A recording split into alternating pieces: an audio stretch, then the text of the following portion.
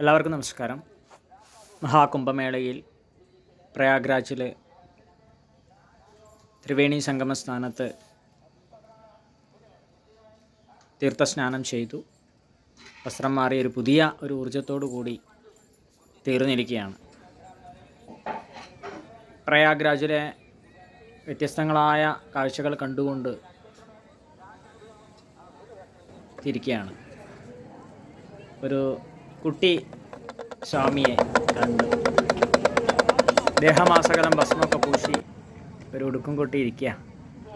പിന്നീട് രുദ്രാക്ഷത്തിൻ്റെ പല തരത്തിലുള്ള രുദ്രാക്ഷം മാലകൾ അങ്ങനെ പലതും കാണാൻ സാധിച്ചു. കുറച്ച് രുദ്രാക്ഷവും മാലയൊക്കെ വാങ്ങിച്ചു. ധാരാളം കച്ചവടക്കാരൊക്കെ ഉണ്ട്. ഇങ്ങനൊരു കച്ചവടക്കാരിയായി പ്രശസ്തയായ ഒരു പെൺകുട്ടിയെ ഈ മഹാകുംഭമേളയിൽ വൈറലാക്കിയിരുന്നു. നമുക്ക് ഇവിടെ ഒരു ഗോവിനെ കാണാൻ സാധിച്ചു, ഗോമാതാവിനെ.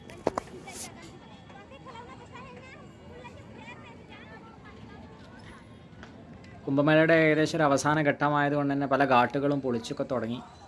ഘാട്ടുകളുടെ മുന്നിൽ ഇതുപോലൊരു കൊടിമരമുണ്ടാവും. ഈ കൊടിമരം ഇതിനൊക്കെ പ്രത്യേകം തത്വങ്ങളൊക്കെ ഉണ്ട്. കൊടിമരം ഇതുപോലെ ശിവലിംഗം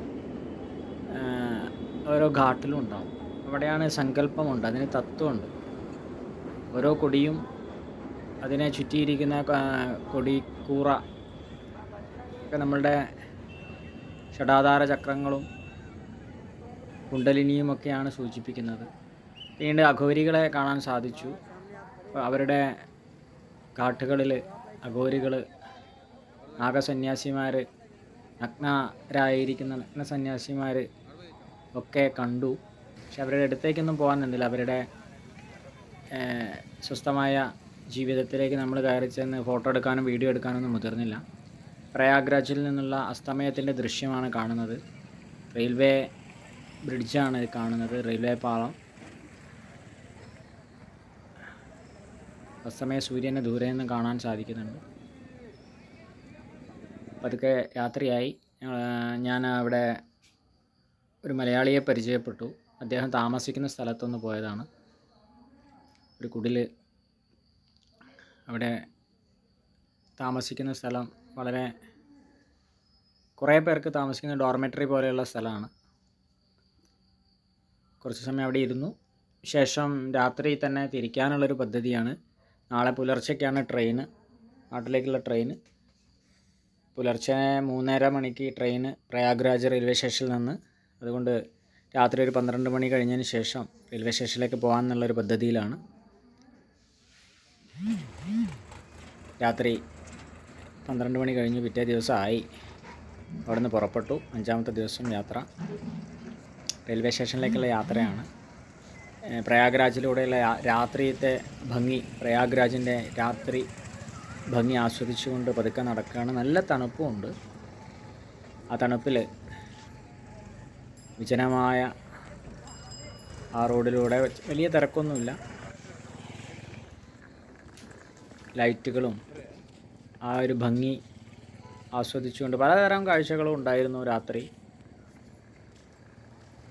ആ മടക്കയാത്ര, ഈ പുണ്യസ്ഥാനത്ത് വരാനും ഈ ഒരു പുണ്യഭൂമിയിൽ എത്തിച്ചേരാനും ധാരാളം മഹാത്മാക്കളുടെ പാദം സ്പർശിച്ച ഈയൊരു തീർത്ഥസ്നാനത്ത് എത്തിച്ചേരാൻ സാധിച്ചതിലെ സന്തോഷവും ആ ഒരു അനുഭൂതിയും എല്ലാം നിറഞ്ഞുകൊണ്ട് മടക്കയാത്ര.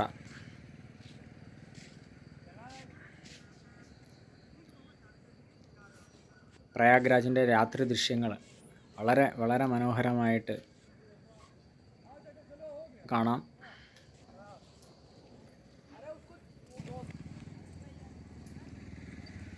എത്ര ഏക്കർ കണക്കിന് സ്ഥലത്താണ് ഈ ഒരു മഹാകുംഭമേളയ്ക്ക് വേണ്ടി സജ്ജീകരണങ്ങൾ ഒരുക്കിയിരിക്കുന്നതെന്നറിയോ?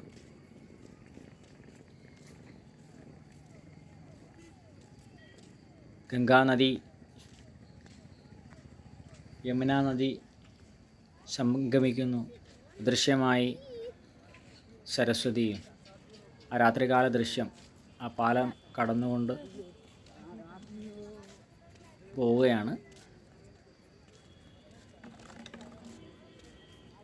ഈ മഹാകുംഭമേളയിൽ പ്രധാനമായിട്ടും 6 സ്നാനങ്ങളാണുള്ളത്. കുംഭമേള തുടങ്ങുന്ന സമയത്ത് തന്നെയുള്ള ആ മകരസംക്രാന്തിയോടനുബന്ധിച്ചുള്ള സ്നാനം. ഒന്നാമത്തെ സ്നാനം മൗനി അമാവാസി. രണ്ടാം സ്നാനം ഷാഹി സ്നാൻ എന്ന് പറയും. പിന്നെ ബസന്ത് പഞ്ചമി. മൂന്നാമത് പിന്നെയും ഷാഹി സ്നാൻ. പിന്നീട് മാഘി പൂർണിമ സ്നാനം, മഹാശിവരാത്രി സ്നാനം. അങ്ങനെ പ്രധാനപ്പെട്ട സ്നാനങ്ങൾ ഇത്രയൊക്കെയാണുള്ളത്. അല്ലാത്ത ദിവസങ്ങളിലും സ്നാനങ്ങൾ നടക്കുന്നു. വളരെ വൃത്തിയുള്ള നദിയാണ്. ഇത്രയും സംവിധാനങ്ങളാണ് ഇവിടെ ഒരുക്കിയിരിക്കുന്നത്.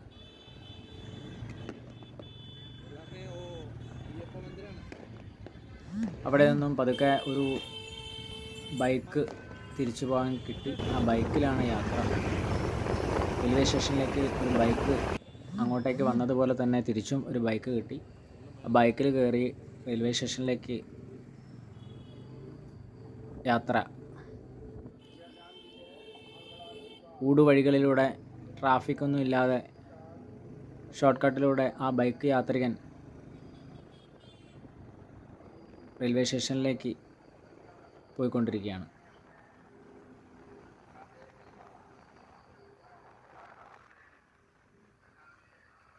നല്ല സ്പീഡിലാണ്. രാത്രി വലിയ ട്രാഫിക്കൊന്നും ഇല്ലാത്തതുകൊണ്ട് അയാൾ തിടുക്കപ്പെട്ട് പോണത്. ബൈക്ക് യാത്രികർ നന്നായിട്ട് പൈസ ഉണ്ടാക്കുന്നുണ്ട്. ഇങ്ങനെ ഷട്ടിൽ സർവീസ് നടത്തി 100 രൂപ 200 രൂപയൊക്കെ വാങ്ങിച്ചുകൊണ്ട് ട്രെയിനിൽ കയറി. പ്രയാഗ്രാജിൽ നിന്ന് ഇറ്റാർസിക്കുള്ള ട്രെയിന് ഡൈവേർട്ടായി പോയതുകൊണ്ട് ആ ട്രെയിൻ കിട്ടിയില്ല. പിന്നീട് വേറൊരു ട്രെയിനിൽ കയറി മാണിക്പൂർ എന്ന സ്ഥലത്ത് ഇറങ്ങി. അവിടെ നിന്ന് വേറൊരു ബാംഗ്ലൂർ ട്രെയിനിൽ കയറിയതാണ്. ട്രെയിനിൽ ഇറ്റാർസിയിൽ നിന്ന് കയറിയതിന് ശേഷം കോഴിക്കോടേക്കൊക്കെ ഉള്ള കുറേ കോളേജ് പിള്ളേരുണ്ടായിരുന്നു.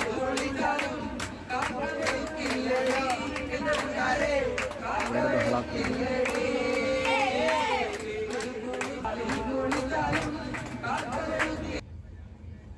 ആ കോളേജ് കുട്ടികളുടെ ബഹളവും പാട്ടും ഡാൻസും ഒക്കെ കഴിഞ്ഞ് പിന്നീട് ഞാൻ സ്വസ്ഥമായിട്ട് ഒരു കമ്പാർട്ട്മെൻറ്റിൽ സ്വസ്ഥമായിരുന്നു. ഈ ഒരു മഹാകുംഭമേളയുടെ യാത്രയുടെ മാധുര്യമെല്ലാം ആസ്വദിച്ച് ഓർമ്മിച്ചുകൊണ്ട് നാട്ടിലേക്ക് തിരിച്ച് ഇറങ്ങുകയാണ്, എത്തിക്കൊണ്ടിരിക്കുകയാണ്. എല്ലാവർക്കും നന്ദി. ശുഭയാത്ര. എല്ലാവർക്കും നന്ദി. നമസ്കാരം.